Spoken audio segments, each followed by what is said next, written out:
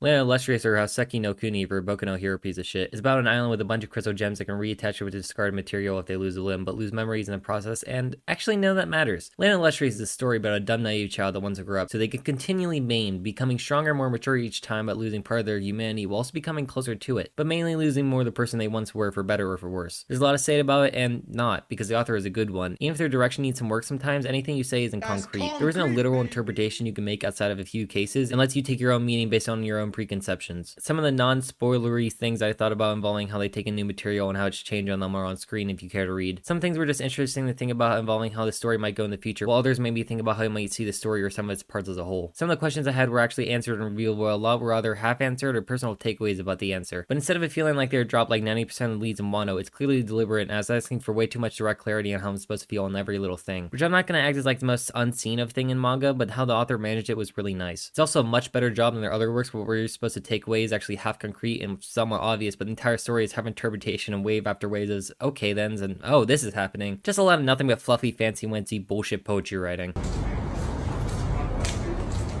There was a lot of things I missed, like various connections and references of Buddhism, which was fun to catch up on and rethink how I saw some parts of the story, yet they're already catching up to the manga. There's an imager link in the description of a bunch of things that blew my mind, posted by this fucking insane Anon. Bro must have come out of the fucking mountains in the 300 BC ancient temple to a fucking internet cafe to post that shit. Also just a bunch of other discussion threads that are really good. Don't look at that until you're caught up with the manga yet though. However, it'll probably take you 3 times the time to read through that collection than the 93 chapters that they talk about. I just love hidden shit like that. It's just like stupidly complicated if you look into it. It's like One Piece series, but instead of it being better than the actual story, the story is on like a 3-year hiatus because the author bought a PS5 and then a Taiyaki maker and then Mario Picross and making Pokemon games. Towards its end, Land Illustrious was to me a coming-of-age story about as a kid. You have all these dreams and possible aspirations of the person you could be until you grow up and either realize how impossible all of them were or how worthless they were once you grab some of them, and seeing all the pain you endured for the struggle towards it might have made you less and less of the person that you wanted to be in the first place. What are you willing to give up to get what you want, and how will that loss affect you personally when you reach the end? What's left to give after all the time in the world?